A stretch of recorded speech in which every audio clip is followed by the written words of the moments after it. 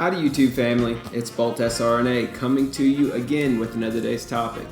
Today I want to talk to you guys about the spring semester and how we just wrapped up that semester. And I want to talk to you about the 5 top ranked CRNA schools in the US. Let's get into it.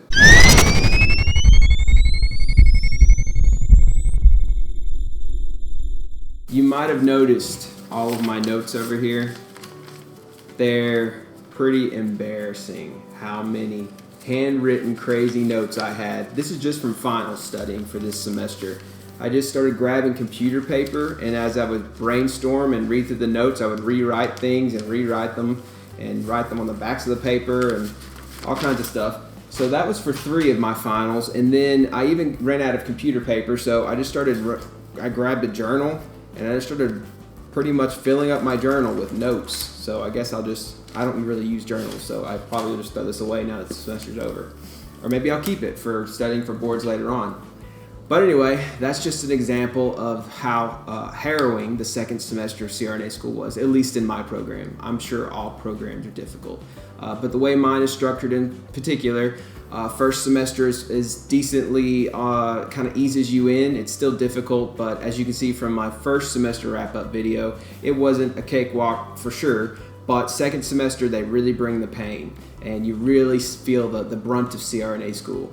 And then the summer semester starts, which starts in 10 days for me, and that's the worst. Everyone says the summer semester is the worst because they cram everything that you would have learned in a whole semester of time into 2 months of time period.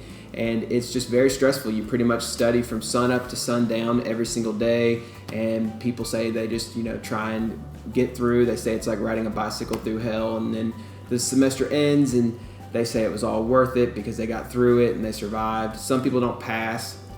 Sadly, there were 2 people out of the 29 people who were in my class. 2 people were not able to pass this semester.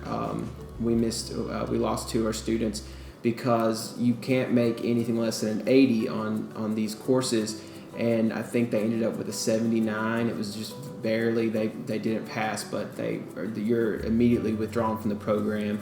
So anyway, they're going to go on and do something else, hopefully something they enjoy. But anyway, so now I've got 10 days off that I have free, that I don't really have to do anything, except they gave us a drug list to study, so I guess I do have something to do, but I probably won't do anything.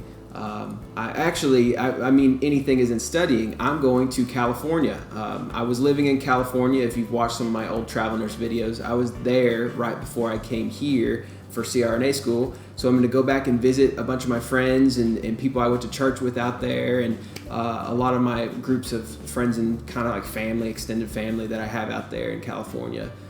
So I'm going to go to LA first, and then I'm going to drive up to San Francisco, and hopefully I'll be able to share some clips with you guys in future videos of some of the cool stuff I get to do. And if you follow me on Instagram or on Twitter or something like that, I'll probably update through there throughout the week or so you can kind of see maybe pictures or something.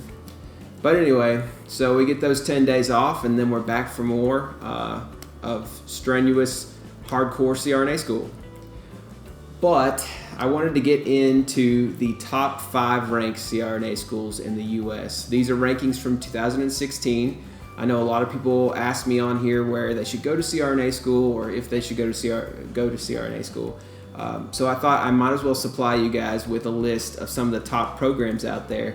And I think you'll be surprised that some of them are not Yale or some of these other really high Georgetown. These programs that people think of when they think of really exclusive, good CRNA programs, they think of those programs usually. I did too, until you actually look at the statistics that objectively and see that the top 5 programs are probably not top 5 programs you thought of.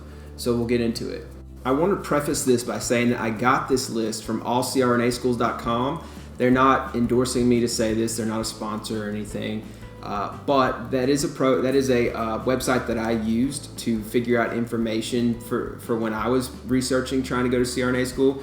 And pretty much everybody that I know who's in CRNA school or has gone to CRNA school has told me they've used this similar site. It's pretty much exclusively for people trying to go to CRNA school who want to find out what states have different programs, how much the programs cost, whether they have doctorate programs or their master's programs.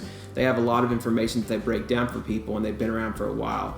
So I use this site because they have a really good ranking system that they use objective information on. It's not opinion based. A lot of people can give you opinions on what they think the best program is, but this system uses objective information that are based on three things. First time pass rate, and that means for boards, first time you take boards, and that indicates how well that program taught you or prepared you for boards when you go to take it. Because if you can't pass boards, you're not going to work as a CRNA anyway, so the education was pretty much for nothing. The second factor is the attrition rate. So that's very important. A lot of people don't think about that. Attrition rate pretty much means how I just told you 2 people didn't pass in our program this past semester. That's attrition. That means who fails out. You'll find most programs will have 1 or 2 people. That's not abnormal to have 1 or 2 people who just don't make it. It's not terrible to have 1 or 2 people, I would say.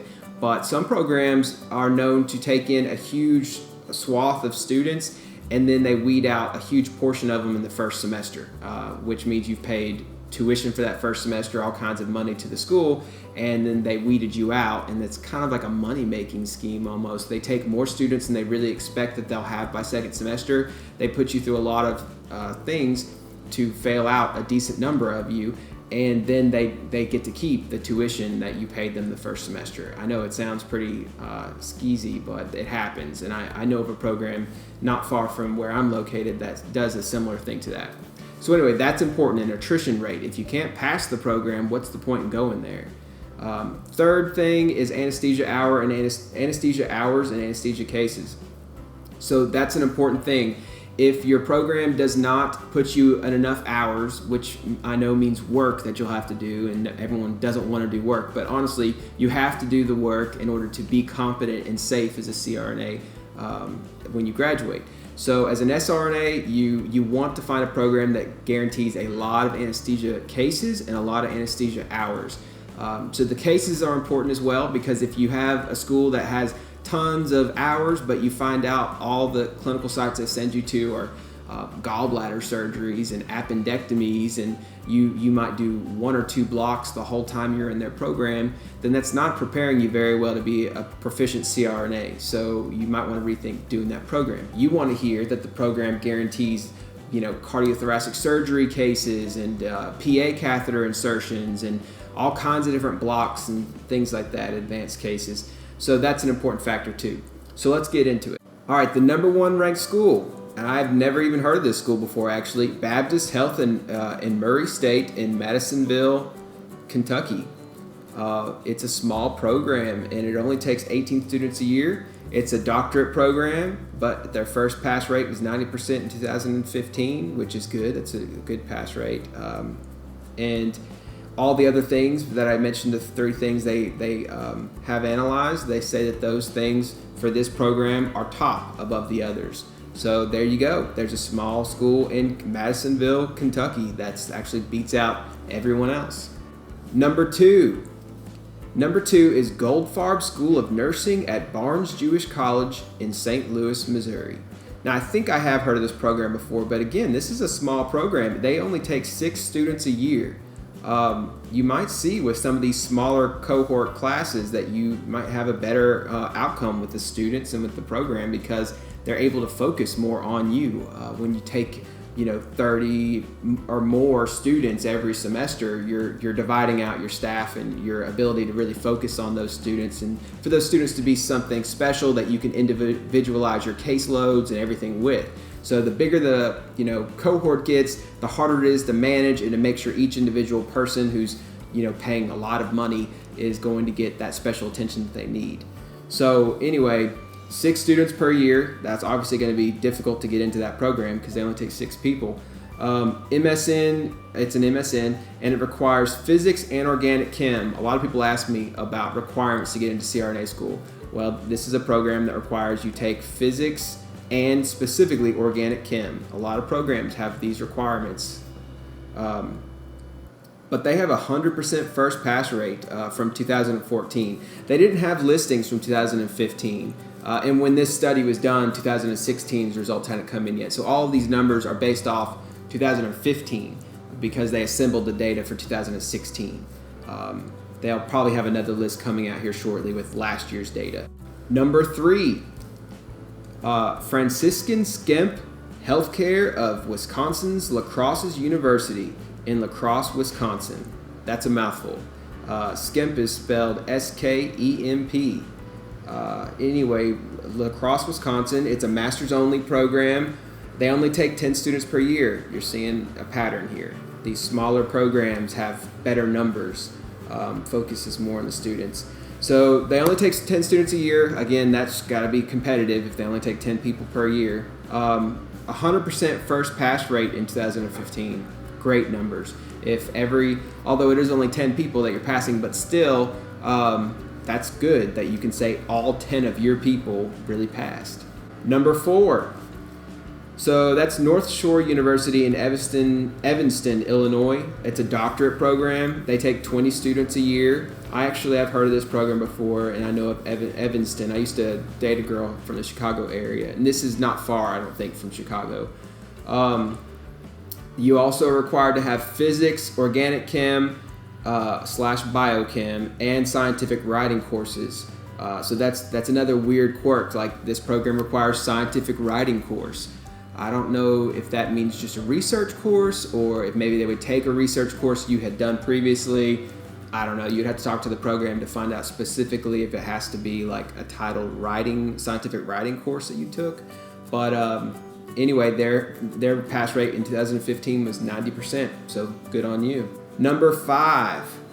This is State University of New York, Buffalo. Buffalo, New York. 20 students a year, doctorate program. They don't require any special science classes, actually, not outside of the normal BSN requirements that everyone's going to have. They don't ask you to go back and do more things on top of that, at least. Their first pass rate in 2015 was 100% again. So everyone that they took, that's 20 students a year they take, and all 20 of them passed. Now, Buffalo, New York, I've been to Buffalo, New York. Very, very cold about 6 months of the year. So just beware of that if you're jumping up towards Buffalo. If you're not from that area, if you never lived up there, I mean, they have...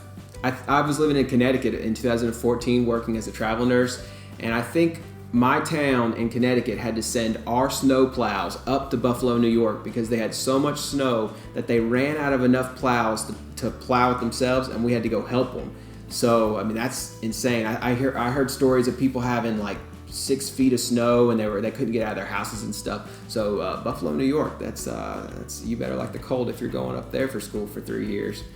But anyway, so those are your 5 programs. Probably a lot of those you've not heard of. You're probably thinking of the Mayo Clinic and maybe Kaiser in California. A lot of these bigger, well-known programs. They actually aren't in the top 5, and some of them are actually pretty low down. And also keep in mind that these numbers change. So a lot of programs may have a 100% pass rate one year, and they might have 90 the next year. Maybe a weird number like 3 students or 4 students don't pass, and they only accept a certain small number. And then the next year, it's 75% is their pass rate, because with a smaller number of students, just a couple don't pass their first time, and that drops your percentage way down. So keep those things in mind when you're looking at these rankings of schools. It can change year to year. All right, well, that's it for me. I'm going to head off to California for a week and enjoy my time and be back with another update. Oh yeah, I wanted to let you guys know I have been nominated as my school's it's called the TASNA rep for my state, but the name is different for each state. But essentially what it means is I am the representative for political things for my cohort in CRNA school. And once a year I'll go to Washington, D.C. and talk to people in Congress and different politicians and stuff and try and represent the CRNA program that I come from and try and get them to think positive things about us as CRNAs, and also to maybe vote for things like full practice authority and all kinds of things that are supporting the CRNA field. And then I'm supposed to bring that information back to my students in my class. And every 3 months or so, I have to create a newsletter that updates my class on information that I've learned and what's going on politically and what laws and bills are being passed. So you may see me every 3 months have a video come out that's kind of about the news that's going on in the CRNA world and different topics of interest. It's designed for the people who are in my program to kind of see and be updated through me. And I wanted to create it so that it'd be open for you guys too, so that if anybody's interested in topics going on in the anesthesia world, you can tune in as well. So I hope you'll enjoy that and give me feedback on that. And as far as these programs go, let me know what you think. What's your top program? Do you feel like one of these top 5 shouldn't have been it? Are you in a CRNA program that you feel is the best? A lot of students would say they feel like they are. So interested in hearing your feedback on that. And that's Bolt Out.